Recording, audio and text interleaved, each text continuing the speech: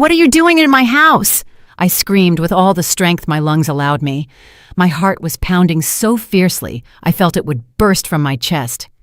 Kneeling before me, right by the front door of my own home, were my son, Marcus, and my daughter-in-law, Tiffany, with tools in their hands, trying to force the lock. A massive moving truck sat parked directly in front of my lawn, its back door open and some of my furniture already loaded inside. "Mom, you were supposed to be traveling for 2 weeks." Marcus went completely pale, as if he'd seen a ghost. The tools clattered from his hands onto the pavement. "Mother-in-law, we just wanted—" Tiffany stammered, her eyes darting nervously between the truck and me, desperately searching for any believable excuse.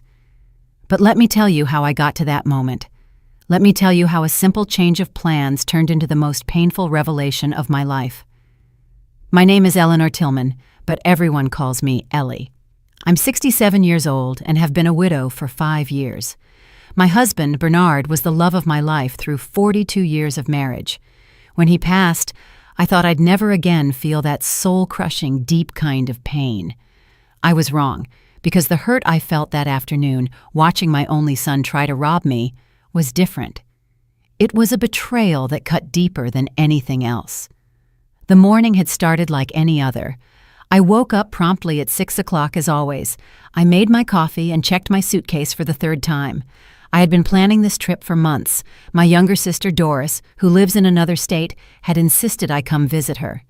"Ellie, you need to get out of that house. You need to distract yourself. Do something different," she'd tell me over the phone every week. And she was right. Since Bernard died, I had barely left this house. The house we built together, where we raised Marcus, where we celebrated birthdays and Christmases, where we lived an entire life.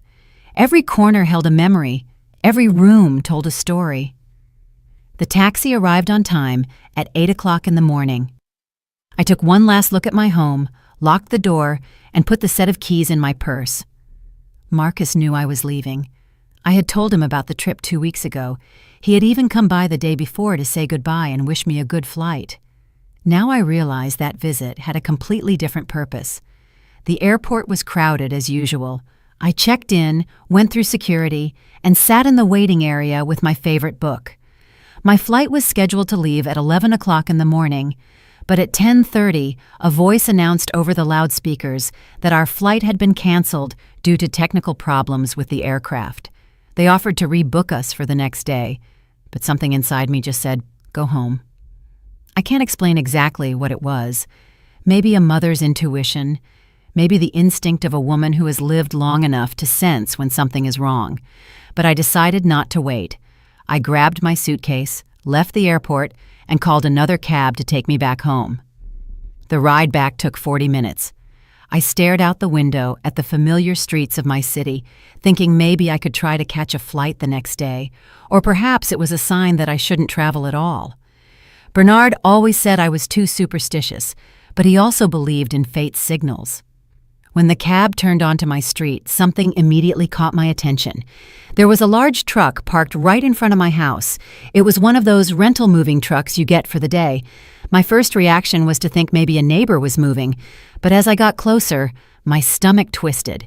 The truck was parked exactly in front of my driveway, and the rear door was open. I paid the cab driver and got out of the car with my suitcase, feeling as if every step weighed a ton. My legs trembled slightly. Something was terribly wrong. I could feel it in every fiber of my being. I walked slowly up the entrance path, and that's when I saw them. My son, Marcus, my only son, the boy I raised, fed, and hugged when he had nightmares, was kneeling in front of my door with a tool in his hand. Beside him, his wife, Tiffany, held a screwdriver. Both were completely focused on prying open the lock to my house. For a second, my mind couldn't process what I was seeing. I just stood there, paralyzed, watching a scene that seemed ripped from a nightmare. Behind them, inside the truck, I could see some of my furniture. I recognized my antique side table, the one I had inherited from my mother. I recognized the dining room chairs that Bernard and I bought on our 10th anniversary. It was then I screamed, "What are you doing in my house?"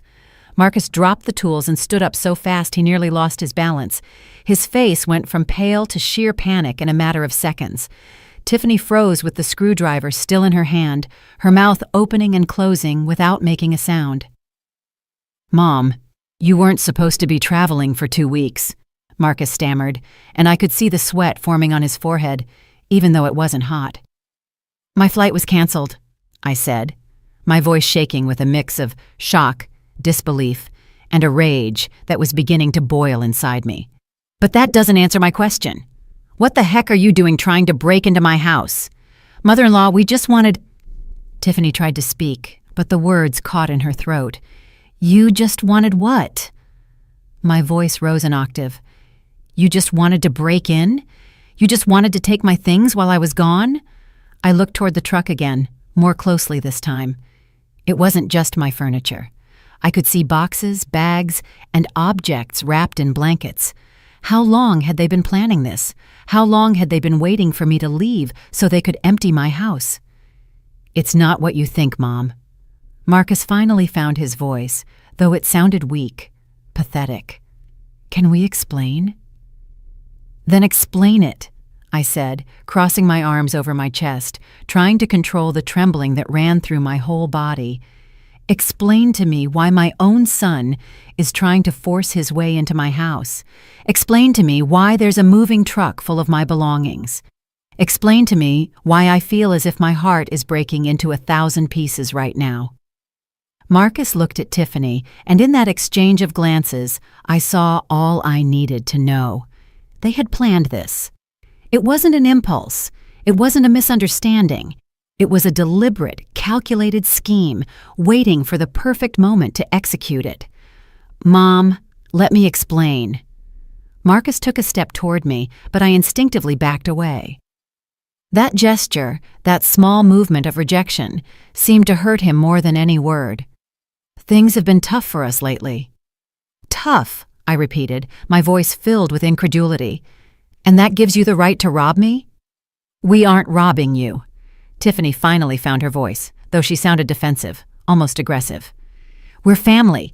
We thought you could help us." "Help you?" I let out a bitter laugh that I didn't even recognize as my own.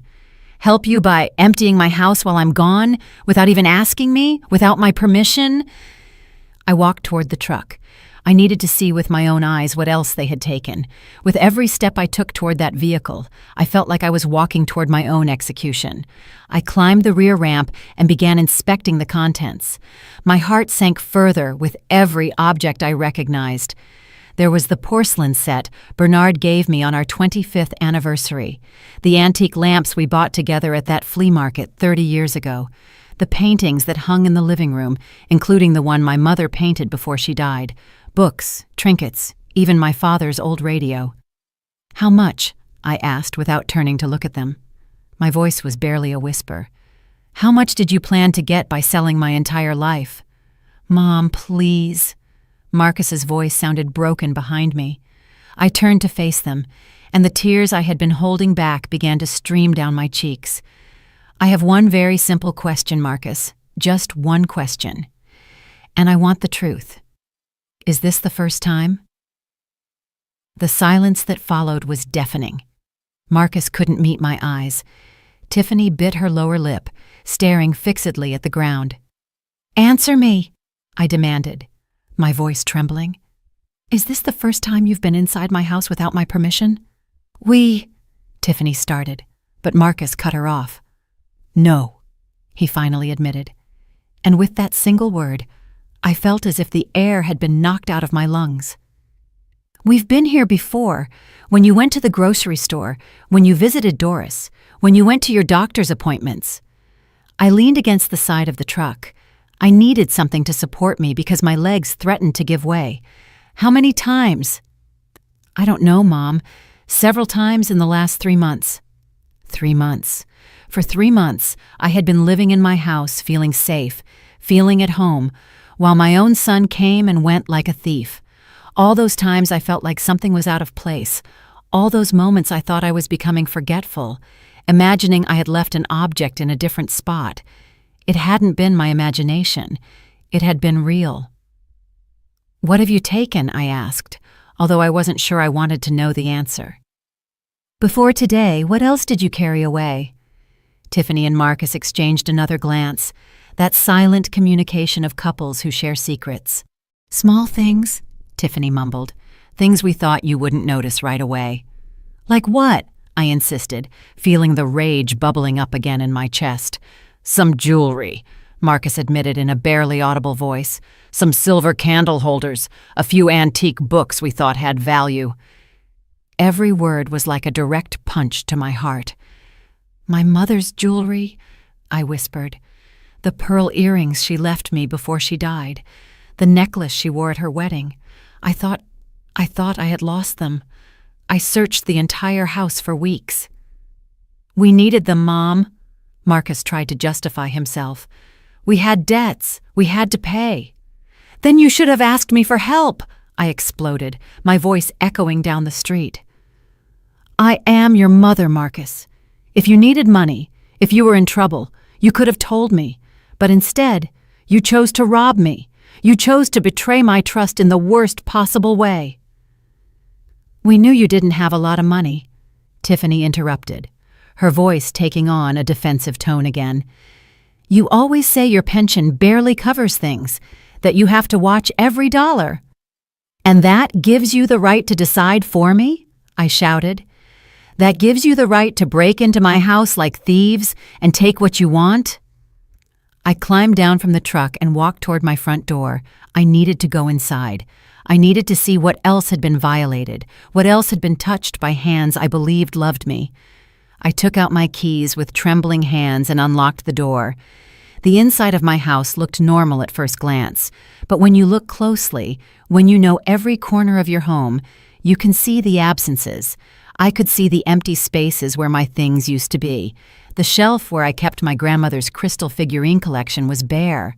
The cabinet where Bernard kept his antique watch collection had its doors open and the shelves stripped. I walked to my bedroom as if in a trance. Marcus and Tiffany followed me at a distance, not daring to get too close.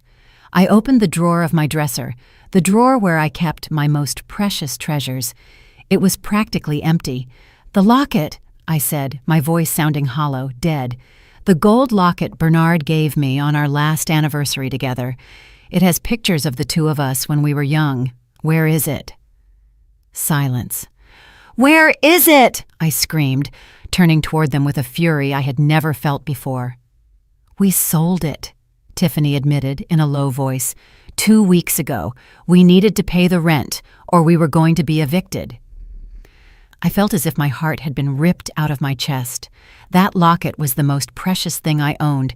It was Bernard's last gift, the final physical piece of our love I could hold in my hands. And they had sold it. They had sold it as if it were any worthless, unimportant object. "How much?" I asked, my voice shaking with contained rage. "How much did you get for it?" $200, Marcus whispered. $200. They had sold 42 years of marriage, of memories, of love, for $200 miserable dollars. I sat on the edge of my bed because if I didn't, I knew I would completely collapse. The tears were falling freely now, and I didn't try to stop them. Marcus approached, trying to put his hand on my shoulder, but I violently pulled away. "Don't touch me," I said with an icy voice. "Don't you dare touch me!" "Mom, I am so sorry," Marcus sobbed. "We didn't want it to come to this. We thought if you left for 2 weeks, we could take enough things to solve our problems, and you would never have to find out." "And then what?" I asked, looking directly into his eyes. "Then what, Marcus? When I came back from my trip and noticed my house was empty, what were you going to tell me? That there was a break-in? Were you going to lie to my face while I mourned the loss of everything I loved?" He didn't answer because there was no answer that could justify what they had done.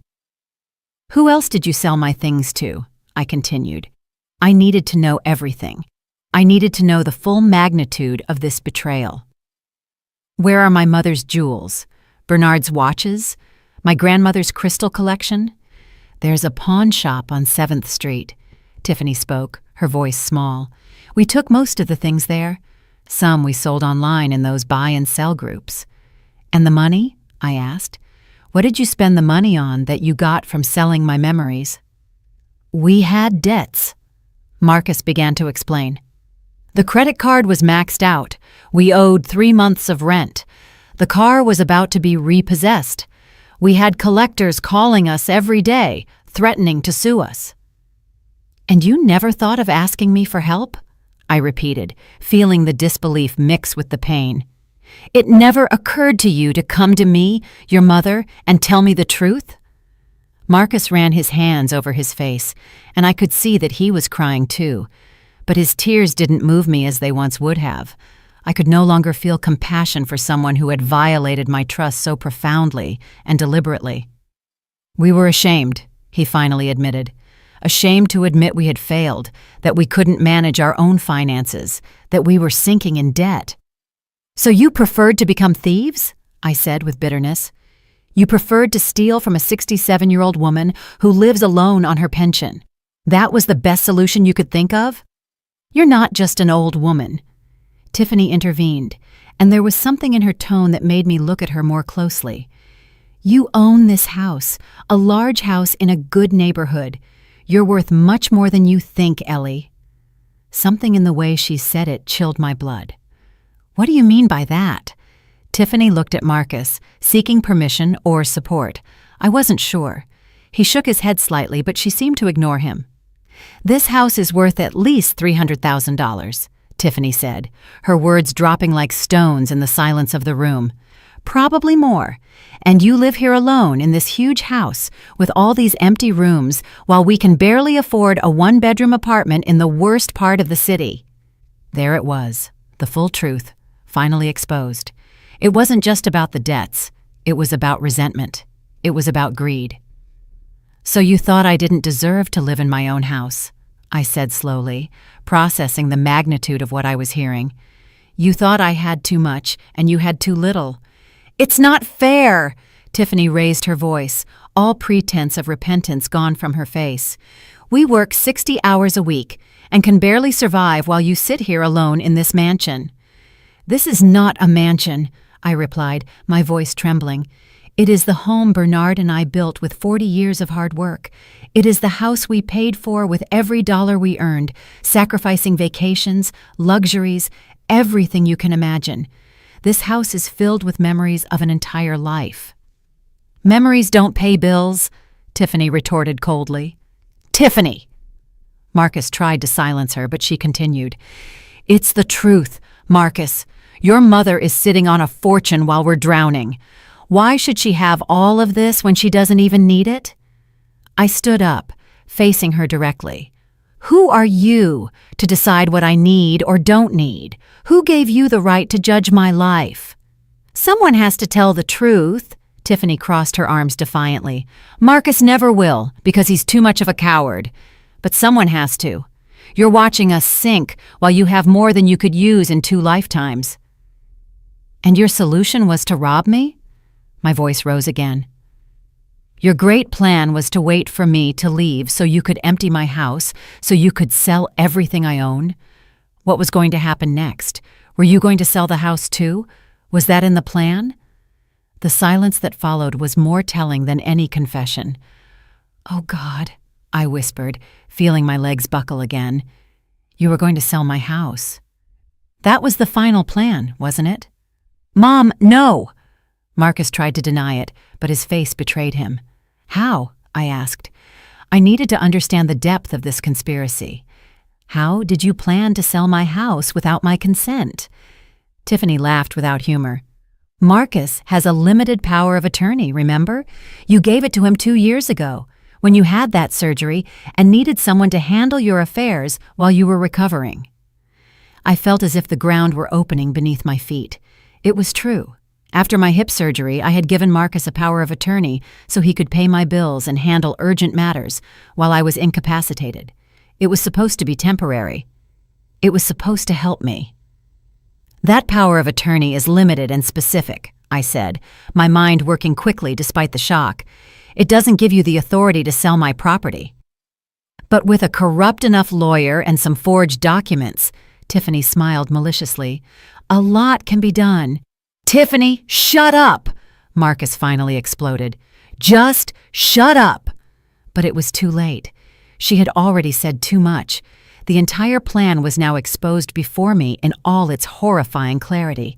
They didn't just want to steal my possessions, they wanted to steal my home, the only place in the world where I felt safe, where I could still feel Bernard's presence. "Get out," I said with a quiet but firm voice. "Get out of my house right now." "Mom, please, let me explain." Marcus tried to approach again. "There's nothing to explain," I interrupted him. "I want you to leave my house immediately, and I want you to return everything in that truck, now." "We can't do that," Tiffany said coldly. "Some of those things we already sold. They don't exist anymore." "Then you'll pay me for them," I said, surprising myself with the firmness in my voice. "You will pay me every cent of the value of everything you've stolen, or I'll call the police." "You'll call the police on your own son?" Tiffany scoffed. "Don't be ridiculous. You're too weak to do that." "Try me." I looked her directly in the eye, and something in my expression must have scared her because she took a step back. "Mom, please." Marcus was openly sobbing now. "We don't want it to end this way. We're family." "Family doesn't steal from each other," I replied, feeling every word tear me apart inside. "Family doesn't conspire to take everything from one of their own. What you did is not what family does. It's what strangers, what criminals do." I pulled my cell phone from my pocket with trembling hands. Marcus saw the gesture and paled even more. "Who are you going to call?" he asked fearfully. "First, I'm going to call Doris," I said, referring to my neighbor and best friend. "She's a witness. I need someone else here to see what you've done. Then I'm going to call a locksmith because I'm changing every lock on this house today. And after that, I'm calling my lawyer, Mr. Davies." "Mom, you can't do this," Marcus pleaded. "You'll ruin us. If you call the police, I'll have a record. I won't be able to get a job. You'll destroy us." "You destroyed yourselves," I replied, dialing Doris's number. "I did nothing except be foolish enough to trust my own son." The phone rang twice before Doris answered. "Ellie? I thought you were on the plane." "Doris, I need you to come to my house immediately," I said, my voice cracking slightly. "Something has happened. I need a witness." "I'm on my way," she replied without asking questions, and I could hear the sound of a door closing on the other end of the line. Doris lived 3 houses down. She would be here in minutes. I hung up the phone and looked at Marcus and Tiffany. "You have 2 choices. You can stay here and wait for Doris to arrive, and then we'll call the police together. Or you can start putting back everything in that truck right now, and maybe, just maybe, I'll consider not pressing charges." "This is blackmail," Tiffany spat the words out. I didn't correct her. "This is justice. This is giving you an opportunity you don't deserve. An opportunity I never had when you decided to turn my home into your personal store." Marcus looked at the truck parked outside, then looked at me, and finally looked at Tiffany. I could see the conflict on his face, the internal battle between the son he once was and the man he had become. "All right," Marcus finally spoke, his voice a defeated whisper. "We'll put everything back." "What?" Tiffany stared at him in disbelief. "Marcus, you can't be serious. We need that money. We need those things." "Enough, Tiffany." Marcus ran his hands over his face, looking exhausted and defeated. "This went too far, much farther than it should have gone." "I can't believe you're giving up like this." Tiffany looked at him with contempt. "I knew you were weak, but this—" "I'm not weak," Marcus interrupted her, his voice taking on a tone I had never heard before. "I'm a thief. I'm someone who betrayed his own mother. That's not strong, Tiffany. That's being a coward." For the first time since I arrived, I saw genuine regret in my son's eyes, but it was too late. The damage was done, the trust was broken, and I wasn't sure it could ever be repaired. "Start unloading the truck," I ordered, crossing my arms. "Everything, down to the last item." Marcus nodded and walked out of the house. Tiffany followed him, but not before shooting me a look filled with pure resentment. I stayed standing in my bedroom, looking at the empty drawer where my most cherished treasures used to be, feeling an emptiness in my chest that I knew no returned object could fill. I heard hurried footsteps outside, and then Doris's familiar voice. "Ellie, where are you?" "Here in my bedroom," I called. Doris appeared in the doorway, breathless from running. She was a woman my age, 65, with short gray hair and sharp eyes that missed nothing. She had been my neighbor for 20 years and my best friend for 15. "What happened?" I thought. "Oh my God, is that Marcus out there?" Her eyes widened in surprise as she saw my son and his wife unloading furniture from the truck. "What is going on?" I told her everything. Every painful detail, every devastating confession. Doris listened in silence, her expression moving from surprise to disbelief, and finally to indignation. "That wretch," she said when I finished. "That miserable ingrate, after everything you did for him." "I don't know what to do, Doris," I admitted, feeling the tears threaten to return. "He's my son, my only son. How can I report him? How can I call the police and ruin his life?" "He ruined his own life." Doris placed her hand on my shoulder. "And he nearly ruined yours too, Ellie. What they did is serious. It's not just theft. It's premeditated. It's systematic. They've been coming into your house for months." "I know," I whispered. "I know all of that. But he's still my son." "And you're still his mother," Doris replied firmly.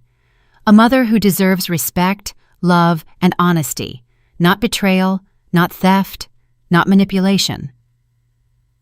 We walked downstairs together and went out to the front of the house. Marcus and Tiffany were unloading the furniture with slow, resentful movements. They had already returned several pieces, but the truck was still half full. "How much more is there?" I asked. "Quite a bit," Marcus replied without looking me in the eye. "It took us all morning to load it." "Then it will take you all afternoon to unload it," I said without an ounce of sympathy. "I want every single thing back in its exact place, every piece of furniture, every box, every object." Doris stayed with me, a silent but supportive presence. We watched as Marcus and Tiffany worked, sweating under the afternoon sun. Neighbors began to come out, curious about the truck and the unusual activity. I could see the stares, the whispered conversations, the speculation. Mrs. Rodriguez from next door approached cautiously. "Ellie, is everything all right? I thought you were traveling." "The trip was canceled," I replied briefly, not wanting to go into detail. "Oh, what a shame. Well, if you need anything—" She let the offer hang in the air before retreating, clearly sensing there was more to the story, but not daring to ask directly. 2 hours passed. The sun was beginning to descend on the horizon when the truck was finally empty. I went inside the house to inspect, with Doris following me closely. The furniture was back, but everything felt different. It was no longer my safe sanctuary. Now it was a place that had been violated, invaded, desecrated. "A lot is missing," I said, looking at the empty spaces that still remained. "The jewels, the watches, the locket, the crystal collection." "We sold them, Mom," Marcus admitted, entering behind us. "We can't give them back because we don't have them anymore." "Then you'll give me a list," I said with a firm voice. "A complete list of everything you sold, where you sold it, when, and for how much.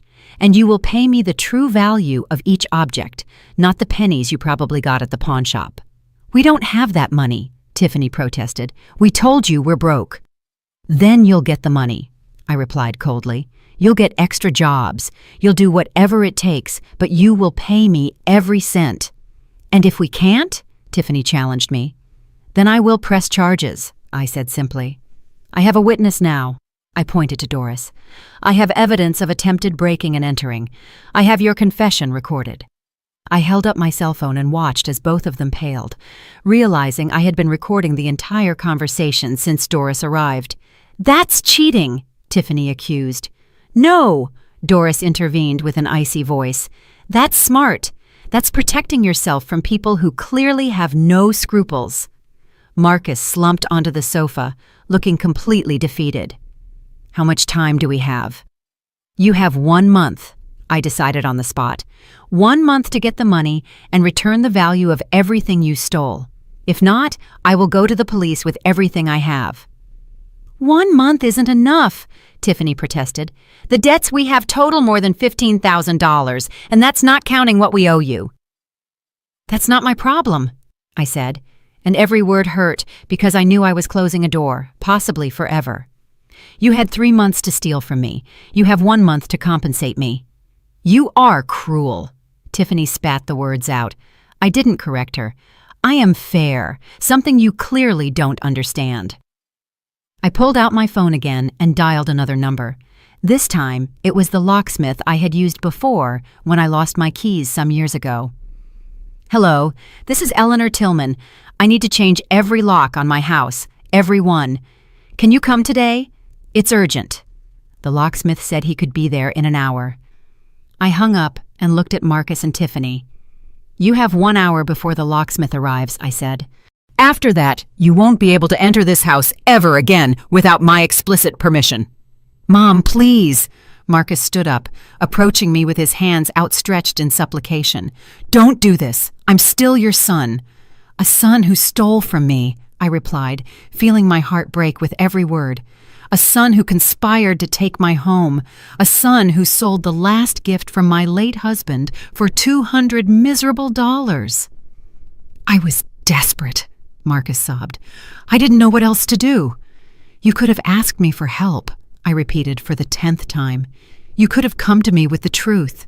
Yes, I don't have much money, but I would have sold some things myself. I would have gotten a loan. I would have done something.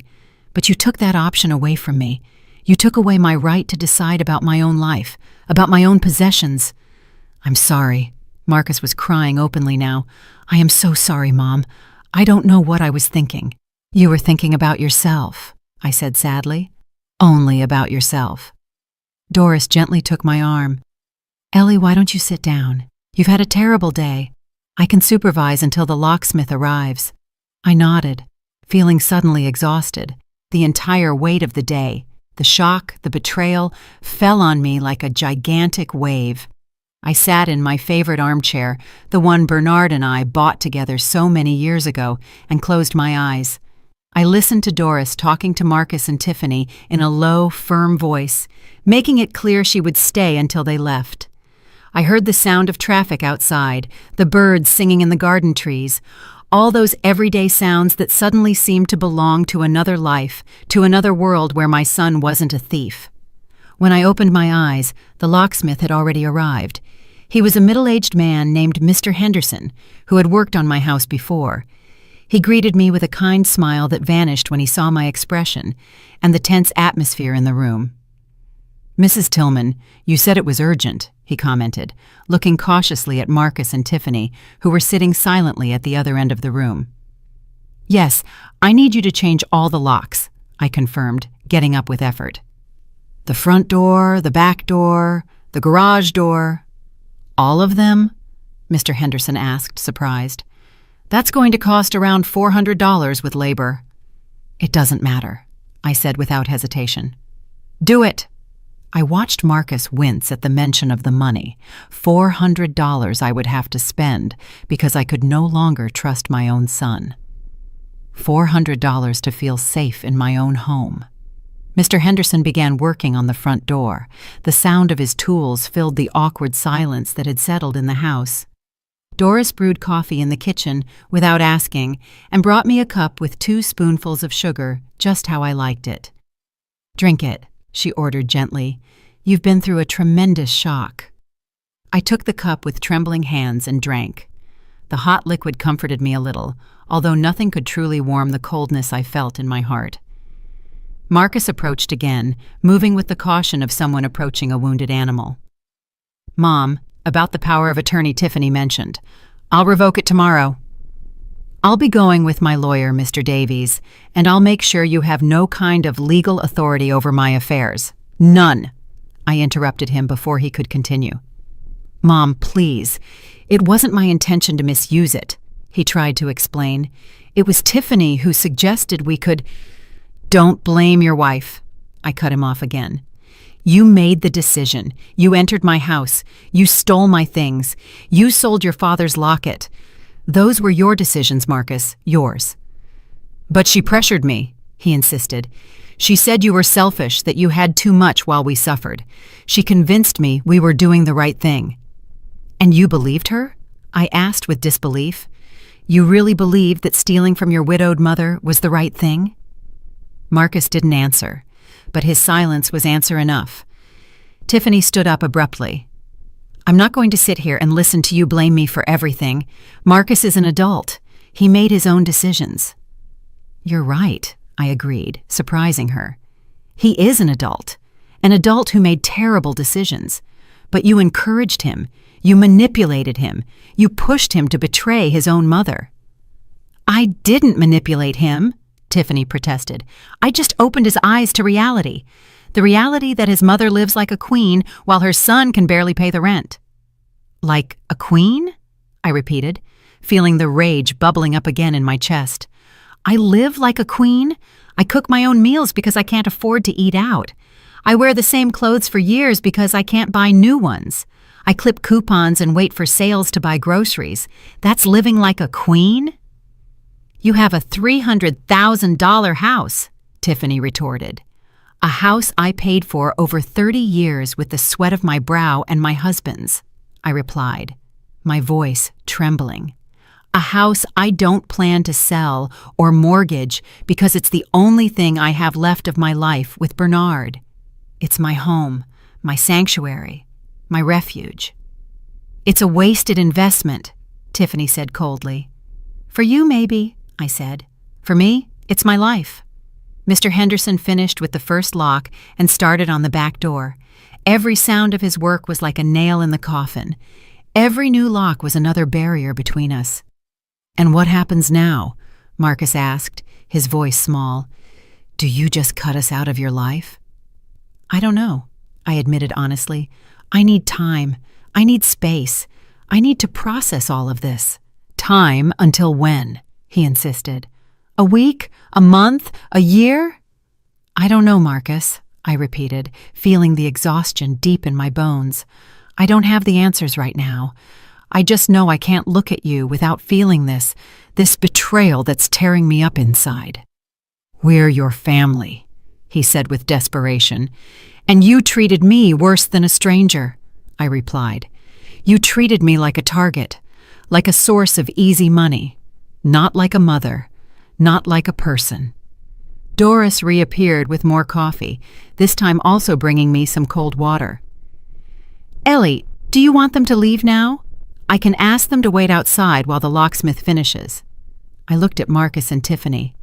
My son looked destroyed, his eyes red and swollen from crying so much. Tiffany looked resentful but defeated, knowing she had lost this battle. Part of me wanted to kick them out immediately, never to see them again. But another part, the part that was still a mother, despite everything, wanted to hug him and tell him everything would be all right. But I couldn't do that. Not yet. Maybe never. They can stay until the locksmith finishes, I finally decided. But after that, I want you to leave and not come back without calling first. If you show up here unannounced, I will call the police. You would call the police on your own son? Marcus asked in disbelief. After today, I don't know what you're capable of anymore, I replied with brutal honesty. So yes, I will call the police if necessary to protect myself. Those words seemed to hit him harder than anything else I had said. He sank back onto the sofa with his head in his hands, silently sobbing. Mr. Henderson worked for another hour, changing 3 locks in total, and handed me a complete set of new keys. He also offered to install additional security deadbolts, but I declined. I had spent enough money for one day. Mrs. Tillman, if you ever need to change the locks again or have any security problems, don't hesitate to call me, Mr. Henderson said upon finishing, putting away his tools. He gave me his card and a sympathetic look that suggested he had understood more of the situation than I would have liked. I paid him in cash, money I had saved for emergencies. I never imagined an emergency would be protecting myself from my own son. After Mr. Henderson left, I turned to Marcus and Tiffany. It's time for you to go. Marcus slowly stood up, like a man walking toward his execution. "Mom, can I at least give you a hug? Can I at least say goodbye properly?" I looked at my son, the boy I had raised, the baby I had held in my arms, the teenager I had helped with homework, the young man I had watched marry with hope and love, and I felt nothing. A void where unconditional love used to be. "No," I said simply. "Right now, I can't bear for you to touch me." I saw the pain in his eyes, and a small, cruel part of me was glad. I wanted him to feel, even if it was a fraction of the pain I was feeling. "I understand," Marcus whispered. "Mom, I'm so sorry. I'm sorry for everything. I know those words mean nothing now, but I'm saying them anyway." "You're right," I said with a hollow voice. "They mean nothing." Tiffany didn't say anything. She just picked up her purse and walked toward the door. Marcus followed her after one last look at me, a look full of regret and despair. "Remember," I said before they left, "you have 1 month to get the money and return what you stole. If not, I'm going to the police with everything." "We'll get it," Marcus promised, though his voice lacked conviction. And then they were gone. I heard the sound of their footsteps fading away, the moving truck's engine starting, the vehicle driving off down the street, and then, for the first time all day, there was silence. Doris closed the door and slid the bolt of the new lock. The sound was definitive. Final. "Ellie," Doris said softly, coming to sit next to me. "Are you okay?" "No," I admitted. And finally, I allowed the tears to flow freely. "I'm not okay at all." Doris hugged me as I cried. I cried for the lost innocence, for the broken trust, for the relationship that might never be repaired. I cried for the son I thought I had, and for the man he had truly become. I cried for Bernard, wishing he were here, wishing he could tell me what to do. "Let it out," Doris murmured, stroking my hair like a mother would. "Cry all you need to. You've earned it." I don't know how long we stayed like that. The sun had completely set when I finally pulled away from her, my eyes swollen and my throat sore from all the sobbing. Doris brought me a tissue and a glass of cold water. "Thank you," I whispered, drinking the water slowly. "Thank you for being here. I don't know what I would have done without you." "You don't have to thank me," Doris replied firmly. "That's what friends do, real friends." That word real resonated in my mind. Real friends, real family. What did those words really mean? I had thought family was sacred, that blood was thicker than water, that a son would always be a son. But today had taught me that family could betray you as profoundly as any stranger, perhaps more profoundly, because you trusted them in a way you would never trust anyone else. "You need to eat something," Doris said, getting up from the sofa. "I bet you haven't eaten all day." She was right. My last meal had been breakfast that morning, an entire lifetime ago, but the idea of eating made my stomach turn. "I'm not hungry," I protested weakly. "I don't care." Doris was already in the kitchen, opening the refrigerator. "You're going to eat even if I have to put it in your mouth myself. You've had a tremendous shock, and you need to keep up your strength." She made me a simple sandwich and a hot soup she found in the pantry. She forced me to eat while she sat across from me, watching me like a hawk. Every bite was difficult to swallow, but I did it because I knew she was right. I needed to maintain my strength for what would come next. "So what now?" Doris asked when I finished eating. "What's your plan?" "Tomorrow I'm going to see my lawyer, Mr. Davies," I said, having thought about this over the last few minutes. "I need to revoke that power of attorney immediately. After that, I need to make a complete inventory of everything they stole and estimate its true value." "I can help you with that," Doris offered. "I have a good memory for details. I remember many of the things you had." "Thank you," I said, feeling a surge of gratitude toward this woman who had shown up without question, who had stayed by my side through the entire horrible day. "I also need to decide if I'm really going to press charges if they don't pay me." "Do you have doubts?" Doris asked with surprise. "He's my son, Doris," I sighed. "I know what he did. I know he has no excuse. But he's still my son." How can I send my own child to jail?" "You wouldn't be sending him," Doris replied with gentle firmness. "He sent himself with his actions. You are just protecting your rights, your property, your security." "I know that in my head," I admitted. "But my heart says he's my baby, the child I raised, fed and nursed when he was sick." "That child grew up," Doris said softly, "and the man he became made choices that have consequences. You can't protect him from the consequences of his own actions forever, Ellie. Sometimes love means letting people face what they've done." Her words made sense, but that didn't make them any easier to accept. Doris stayed with me until late that night. We went through every room in the house together, making notes of what had been returned and what was still missing. The list of lost objects was devastating. My mother's jewelry, valued at least $5,000. Bernard's antique watches, which had been appraised at $3,000 some years ago. My grandmother's crystal collection, irreplaceable, but probably valued at around $2,000. And the locket, my precious locket, which was priceless to me, but which they had sold for $200 miserable dollars. "They're looking at a debt of at least $15,000, Doris calculated, reviewing our notes. "And that's being conservative with the estimates. Some of these things could be worth much more." "They'll never have that money," I said with certainty. "They already said they have $15,000 in debts. How are they going to come up with another $15,000 in 1 month?" "Then you'll go to the police," Doris said simply, as if it were the most obvious thing in the world. "Then I'll go to the police," I repeated, testing the words in my mouth. They felt strange, wrong, as if I were speaking a foreign language. That night, after Doris finally went home, I stayed awake for hours. The house felt different. Every creak made me jump. Every shadow seemed threatening. This place that had been my sanctuary for decades now felt like a violated, unsafe space. I got up and checked all the locks 3 times, then 4 times, then 5. I knew it was irrational, that the locks were new and secure, that Marcus and Tiffany no longer had keys, but I couldn't stop myself. Fear had settled into my bones in a way I couldn't shake. Finally, around 3 o'clock in the morning, I fell asleep on the sofa with all the lights on, unable to bear the idea of sleeping in my bedroom where much of the confrontation had occurred. I woke up with the sun streaming through the windows and my body aching from sleeping in an uncomfortable position. For one blessed moment, I didn't remember anything. Then everything came rushing back like a cold wave, and I had to take several deep breaths to keep from starting to cry again. I forced myself to get up, make coffee, and follow a normal routine, even though nothing was normal.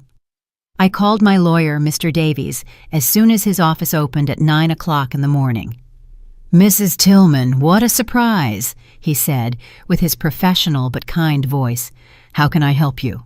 "I need an urgent appointment," I said, trying to keep my voice steady. "I need to revoke a power of attorney and possibly discuss filing criminal charges." There was a pause on the other end of the line. "Criminal charges? Is everything all right?" "No," I admitted. "Nothing is all right, but I prefer to discuss it in person." "I can see you this afternoon at 2 o'clock, he offered. "Does that work for you?" "Perfect," I accepted. "I'll be there." I spent the next few hours preparing for the meeting. I organized all my notes, the recording of the confrontation with Marcus and Tiffany, the photos I had taken of the moving truck, and the objects being returned. Doris was right about being meticulous with documentation. If this was going to involve the police, I needed solid evidence. At 1:30, I dressed in my best outfit, one Bernard always said made me look powerful and elegant. I needed to feel powerful today. I needed to feel I still had control over something in my life. Mr. Davies' office was downtown, in an old but well-maintained building. I had known him for years. He had handled the sale of our first house. He had helped with Bernard's will. He had been a constant presence during the important legal moments of my life. His secretary ushered me in immediately. Mr. Davies stood up from his desk when I entered, and his concerned expression told me that something in my appearance revealed the trauma I had experienced. Mrs. Tillman, please sit down, he said, gesturing toward a comfortable chair in front of his desk. You look, well. No, I said honestly, sitting down. I'm not well, but I need your help to fix this. And then I told him everything, every painful detail of that horrible day. Mr. Davies listened without interrupting, taking occasional notes, his expression growing graver with each revelation. This is serious, Mrs. Tillman, he said when I finished. Very serious. We're talking about theft, possible forgery of documents, conspiracy. Your son could face years in prison. I know, I whispered. Why do you think I'm so distraught? I understand your conflict, Mr. Davies said with compassion. He's your son, but you also need to protect yourself. First, we will revoke that power of attorney immediately. I can prepare the documents today. Thank you, I said with relief. Second, we need to decide about the criminal charges, he continued. You have solid evidence, the recording, your neighbor's testimony. The facts are clear, but once you file the charges, there's no turning back. The legal process will run its course. I gave him a month, I explained. A month to return the value of what they stole. Mr. Davies nodded thoughtfully, clasping his hands on his desk. 1 month is reasonable, considering the circumstances, but we need to formalize this. It can't just be a verbal agreement. We need a legal document that clearly establishes the terms. What kind of document? I asked, relieved to have someone who knew how to handle this professionally. I will prepare a restitution agreement, Mr. Davies explained.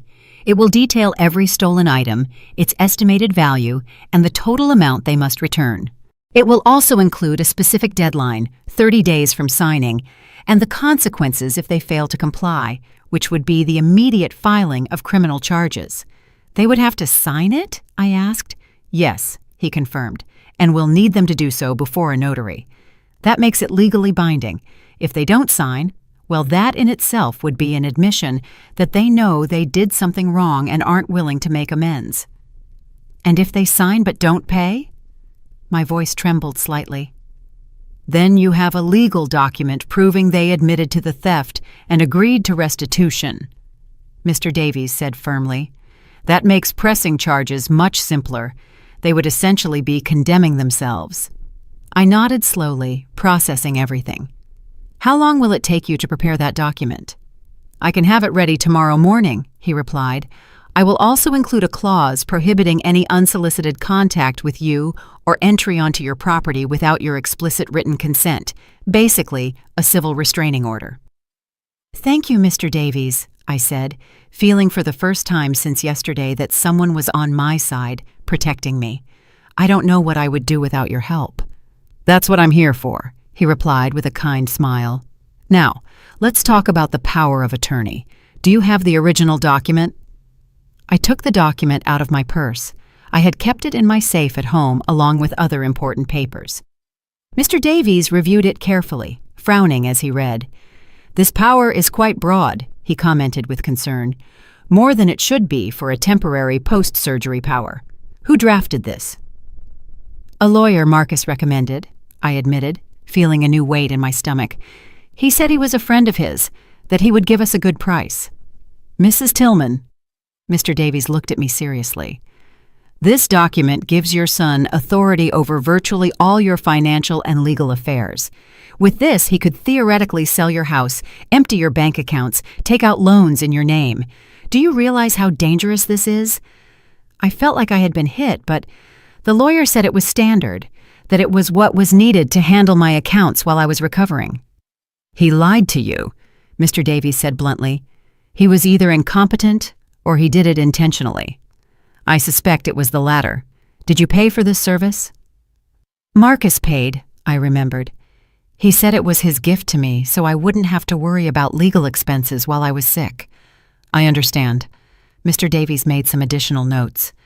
We need to revoke this immediately, and I also need to look into that lawyer. Do you remember his name? I gave him the name and watched Mr. Davies' expression darken even further. I know that man, he said with disgust. He's had several complaints filed with the Bar Association. He works in gray areas, let's say. I wouldn't be surprised if he intentionally collaborated with your son on this. You mean Marcus planned this 2 years ago? The magnitude of the betrayal kept growing. It's possible, Mr. Davies said carefully. Or perhaps he just wanted to have the option just in case. Either way, that power of attorney should have been revoked a long time ago. The fact that your son never suggested it is telling. I left Mr. Davies's office 2 hours later with a clear plan but an even heavier heart. The power of attorney would be officially revoked the next day. The restitution agreement would be ready in 48 hours, and if Marcus and Tiffany failed to comply, I would have everything needed to press charges that could send them to prison. When I got home, I found Doris waiting for me in her yard. She approached immediately when she saw me get out of the cab. "How did it go?" she asked with concern. "It's handled," I replied tiredly. "Mr. Davies is preparing everything, but I found out something worse, Doris. The power of attorney I gave Marcus 2 years ago was much broader than it should have been. It basically gave him total control over my financial life." Doris paled. "Oh my God, Ellie, you mean he could have—" "He could have sold my house without my knowledge," I finished the sentence for her. "He could have emptied my accounts. He could have done anything. And the lawyer who drafted the document is known for working in the gray areas of the law." "So Marcus planned this 2 years ago," Doris said, what we were both thinking. "Or at least made sure he had the necessary tools when the time came." I nodded. I don't know which is worse. That night, I slept poorly again. Nightmares tormented me. I dreamed I came home and found it completely empty. I dreamed I opened my drawers and everything had vanished. I dreamed of Marcus's face, but it was the face of a stranger, someone I had never truly known. I woke up at 5 o'clock in the morning, drenched in sweat, my heart racing. I couldn't go back to sleep. I got up, made coffee, and sat in the kitchen watching the sunrise through the window. My phone rang around 7 o'clock. It was an unknown number. I hesitated before answering, but finally did. "Mom." It was Marcus's voice, broken and desperate. "Please don't hang up." I should have hung up. I should have ended the call immediately, but something in his voice stopped me. "What do you want, Marcus?" I asked with a tired voice. "I need to talk to you," he said quickly, as if afraid I would cut him off at any moment. "Please, just give me 5 minutes. 5 minutes to explain something." "You explained plenty the other day," I replied coldly. "No, I didn't," he insisted. "There are things I didn't tell you, things you need to know." "More lies?" I asked bitterly. "No, the truth," his voice cracked. "The whole truth, the truth I should have told you months ago." I sighed deeply. Against my better judgment, against all the warnings in my head, I said, "You have 5 minutes. Talk." I heard him take a deep breath on the other end of the line. "I lost my job 8 months ago. Not 3 months ago, like I told you. 8 months ago, I was laid off due to company restructuring." My hand gripped the phone tighter. "And why didn't you tell me?" "Shame," he admitted. "Pure shame. You were always so proud of me, of my career, of how well I was doing. I couldn't bear to tell you I had failed." "Losing a job isn't failing, Marcus," I said, feeling a mixture of frustration and pain. "It's something that happens to people. You could have told me." I know now." His voice trembled, but at the time, all I could think about was how disappointed you would be, so I lied. I told you everything was fine, that the job was great, that we were financially secure. "Meanwhile, you were sinking in debt," I said, beginning to understand the whole picture. "Yes," he confirmed.